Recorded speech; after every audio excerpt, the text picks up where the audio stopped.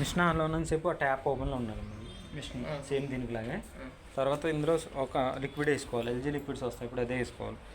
Liquid powder ఇది చూస్తానండి ఇండేమో చెప్పేసి. ఇది కంఫర్ట్ ఉంది కదండి, సర్ఫ్ అయ్యకూడదు, ఇప్పుడు వచ్చే మిషన్ సర్ఫ్ అయ్యకూడదు. కంఫర్ట్ వేయాలనుకుంటే ఇందులో వేసుకోవచ్చు, లేదంటే లేదు. క్లోజ్ చేసేసి ఇదిగోండి పవర్ ఆన్ చేయండి ఒకసారి. ఓకే, ఇందులో ప్యాంట్ షర్ట్స్ కానీ శారీస్ కానీ అయినా కూడా 8 జతల వరకు, 8 కేజీల మిషన్ కూడా 8 జతల వరకు వేసుకోవచ్చు అండి. అంటే ప్యాంట్ షర్ట్ అయితే ఒక జత వస్తుంది, శారీస్ కానీ డ్రెస్ మెటీరియల్ అంతా కలిపి ఒక జత వస్తుంది, అలా 8 జతలు వేసుకోవచ్చు. వేసుకున్న తర్వాత ఆన్ చేసి రెగ్యులర్ అయితే కనుక ఇక్కడ మిక్స్డ్ ఫ్యాబ్రిక్ ఉంది కదండి, మిక్స్డ్ ఫ్యాబ్రిక్లో పెట్టడం స్టార్ట్ చేసేసుకోండి. స్టార్ట్ చేస్తే మీరు ఇక్కడ సెలెక్ట్ చేసిన దాన్ని బట్టి ఇక్కడ ఎంత వేడి నీళ్ళు కావాలి, ఎంత ఆర్పిఎం స్పీడ్ కావాలనేది ఆటోమేటిక్గా సెలెక్ట్ అవుతుంది. మీకు అందులో ఉతికేస్తుంది, జాడించేస్తుంది, ఆరబెట్టేస్తుంది. అంత అయిపోయిన తర్వాత కీ కీ కీ కీ అని సౌండ్ వచ్చి ఆఫ్ అయిపోతుంది మొత్తం.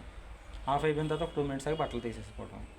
అది ఒక ప్రాసెస్. అర్థమైంది కదంటే రెగ్యులర్ అన్ని బట్టలు కలిపేస్తానంటే మిక్స్డ్ ఫ్యాబ్రిక్, లేదు సపోజ్ కాటన్ వేస్తానంటే కాటన్ బట్టలు, కాటన్ ప్లస్ అంటే కాటన్లో పెద్ద బట్టలు ఏమైనా ఉంటే వేసుకోవచ్చు.